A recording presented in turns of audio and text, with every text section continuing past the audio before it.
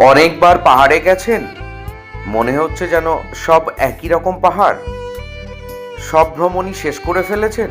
আচ্ছা, তাহলে চিৎকুল চেষ্টা করে দেখুন। হিমাচল প্রদেশের একটা ছোট্ট গ্রাম, যেখানে আপনাদের জন্য প্রচুর সম্ভাবনা রয়েছে এবং ভ্রমণকারীদের জন্য সর্বদা একটা মনোমুগ্ধকর এবং ক্লাসিক ভ্রমণের জায়গা বলতে পারেন।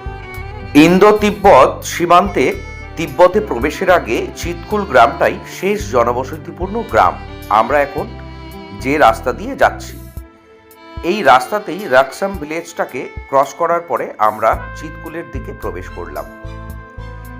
এটি হিমাচল প্রদেশের কিন্নর জেলার একটা ছোট্ট সুন্দর ছবির মতো গ্রাম।